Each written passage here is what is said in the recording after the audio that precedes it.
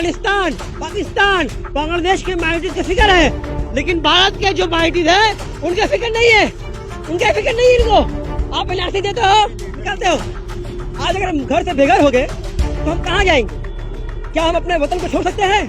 ये मोहब्बत हमारी वतन की मोहब्बत है, जिसको हम कभी छोड़ नहीं सकते, जिसको हम कभी भूल नहीं सकते। सीए कानून इम्प्लीमेंट होने के साथ ही इसकी मुखालफत भी शुरू हो गई जी। अगर आपको याद हो कि 2019 में जब सीएए, एनआरसी और एनपीआर के ख़िलाफ़ में जो लोग मुखालफत कर रहे थे वो वापस से डेमोस्ट्रेट करने के लिए सड़कों में उतर गए। आपको बताया कि समाजतांत्रिक बोंगियो पुरुष मोर्चा जो शाम पाक सर्कस के अरसलान के सामने अपना प्रदर्शन दिखाने वाली थी, उनसे बात की और उस प्रोग्राम मौके पर मौजूद रहे अली फहद खान जो कि पाक सर्कस इलाके के प्रेसिडेंट है, साथ ही तोपसिया के मेंबर जनाब तनवीर साहब, उत्तरट पाठक जो कि वेस्ट बंगाल स्टेट प्रेसिडेंट है, वर्किंग प्रेसिडेंट है एडवोकेट समृद्ध देव और तोपसिया की प्रेसिडेंट यास्मीन खातून।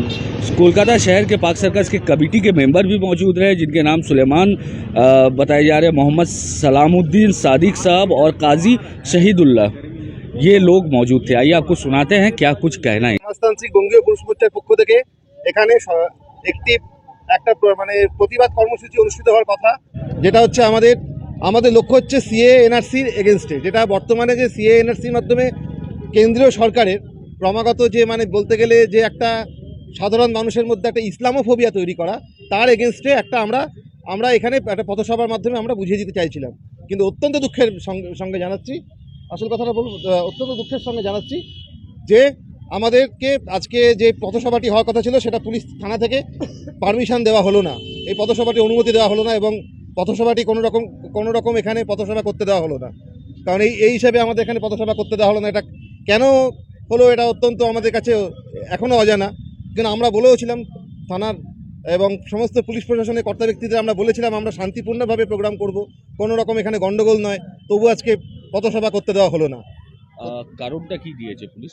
কারণটা বলছে যে এখানে একটা অশান্তি সৃষ্টি হবে, এইসব কথাগুলো বলছে। কিন্তু আর ব্যাপারটা হচ্ছে যে এখানে আমরা তো কোনো রকম, আমরা পুলিশকে বলেওছিলাম আমরা কোনো রকম অশান্তিপূর্ণ কাজ করব না, সব যা করব সব আইন মেনে এবং শান্তিপূর্ণভাবে। কিন্তু তা সত্ত্বেও আজকে আমাদের এখানে পথসভার অনুমতি দেওয়া হলো না। আপনার নাম? উত্তরণ পাঠক, রাজ্য সভাপতি, সমাজতান্ত্রিক বঙ্গীয় পুরুষ মোর্চা। धन्यवाद। समाजतांत्रिक बोंगो पुरुष मोर्चा के पाक सर्कस कलकत्ता शहर पाक सर्कस के प्रेसिडेंट हूँ और मैं सबसे पहले शुक्रिया अदा करूँगा अपने वर्किंग प्रेसिडेंट साहब समृद्धो देव और हमारे प्रेसिडेंट साहब श्री उत्तरण पाठक जो आज इस SBPM इस NGO को यहाँ पर लेके आए। व्याप्त हम लोगों ने आइन को फॉलो किया, पुलिस हमें मना किए, हम लोग उनको माना, उनके बातों को हम लोग माना। थोड़ी बहुत आर्गुमेंट हुई है लेकिन हम लोगों ने माना। लेकिन हम लोग ये क्यों कर रहे हैं? हमारा वजह ये है कि हम बाबा साहब अम्बेडकर का दिया हुआ संविधान को बचा रहे हैं, जिस संविधान में बाबा साहब ने कहा right to equality, right to fraternity, justice, liberty, equality of thought, belief, faith and worship. तो हम भारत के लोग अगर अपने मुल्क को नहीं बचाएंगे तो किसको बचाएंगे? किसको बचाएंगे? आज अगर हम घर से बेघर हो गए तो हम कहाँ जाएंगे?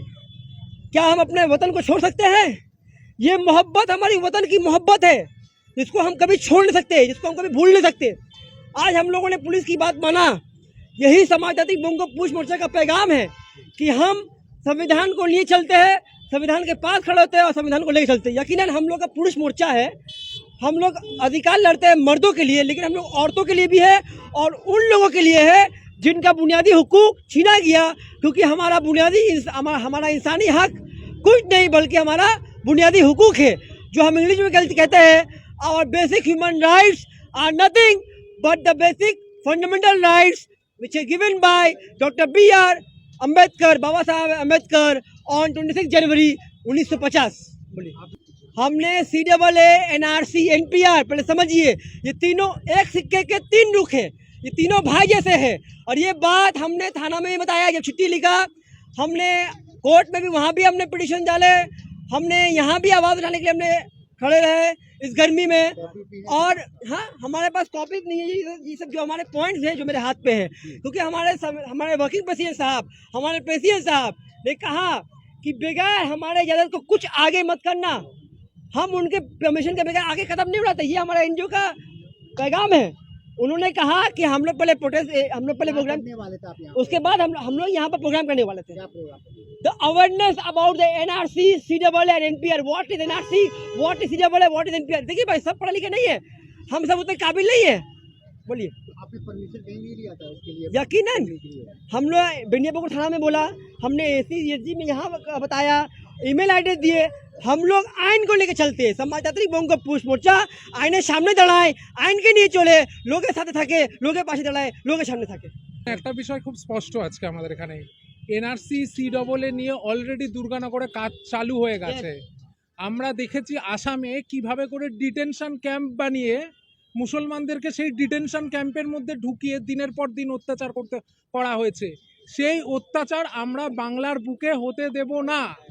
আর আমি সেই লক্ষ্যে আজকে এই তামাম পাক সার্কাসের সকল মুসলমান ভাইদেরকে এইখানে আমি ডাকছি যে এই কম, এই জাত খোদা ছাড়া, আল্লাহ ছাড়া কাউকে ভয় পায় না।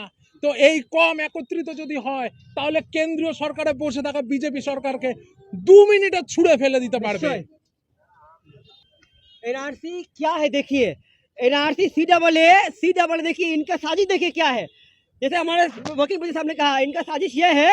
एडवोकेट का नाम क्या है? एडवोकेट समितो देव, कहाँ के? ये हमारे एडवोकेट बैंशल कोर्ट के हैं, और मैं advocate Ali Faaz Khan, Bankshall court as well as Sealdah court. मैं ये बताना चाहूँगा, मैं थोड़ा सा बात खत्म करता हूँ। एनआरसी क्या है समझिए, देखिए चीख पुकार सब करते हैं।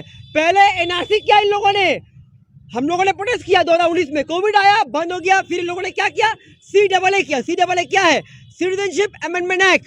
सीडब्ल्यू, एनआरसी, एनपीआर, ये तीनों एक है। अब बीजेपी वालों ने क्या किया, सीडब्ल्यू करके हमें गुमराह किया। सीडब्ल्यू क्या है? सीडब्ल्यू में क्या है, ये 3 मुल्क से, अफगानिस्तान, पाकिस्तान, बांग्लादेश से जो माइनॉरिटीज है, यानी कि अल्पसंख्यक, यानी माइनॉरिटीज जिसको पनिश किया जा रहा है, यानी जिसके पर अत्याचार हो रहा है, उनको सीडब्ल्यू के तहत नागरिकता दिया जाएगा। यानी हमारे हिंदू भाई, हमारे सिख भाई, पारसी भाई, बुद्धिस्ट भाई, जैन भाई, तमाम जितने भी भाई हैं, सबको मिलेगा नागरिकता। लेकिन लफ्ज मुसलमान से डरते हैं ये लोग। 56 इंच का सीना है तो मुसलमान का नाम लेते क्यों नहीं आप मन की बात करते हैं, संविधान की बात क्यों नहीं करते?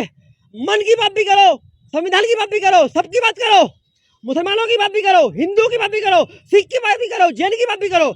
लेकिन इनको लफ्ज मुसलमान में डर है, इनको डर है। मैं आपको डेटा दे रहा हूँ, देखिए सुप्रीम कोर्ट ने क्या कहा। In 2005 the supreme court India struck down, it is unconstitutional. NRC, NPR, CW is unconstitutional, असंवैधानिक। It says, what it says? It says that NRC will exploit the constitution of India. और क्या है? सबका date है बताएं। ये 2005 supreme court ने कहा था उस वक्त, और साथ अभी भी मैं बता रहा हूँ। कपिल सिब्बल ने क्या कहा? कपिल सिब्बल ने कहा कि ऐसा डुअल सिटीजनशिप को अलाउ करना जिसमें एक भारतीय का नुकसान है, जिसमें एक रूल्स अल्ट्रा वायरस है और एक मैनिफेस्टली आर्बिट्रेटरी। यानी मैं आपको एक्सप्लेन करता हूँ। कश्मीर में आपने 370 हटाया, कश्मीर में आपने कश्मीर को दिया स्पेशल स्टेटस, और नॉर्थ असम में एनआरसी लागू नहीं होगा। असम बोले में नॉर्थ ईस्ट जगह जो है, भारत की जो नॉर्थ ईस्टर्न जगह है, मेघालय में, वहाँ एनआरसी लागू नहीं होगा।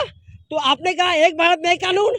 अच्छा, क्या हमारे भारत के वजीर दाखिला भूल गए? उन्होंने क्या कहा था असम के पार्लियामेंट, प्रधानमंत्री ने क्या कहा था कि सीडब्ल्यू क्या है, अगर एनआरसी होगा तो एनपीआर भी होगा, एनपीआर होगा तो सीडब्ल्यू भी होगा।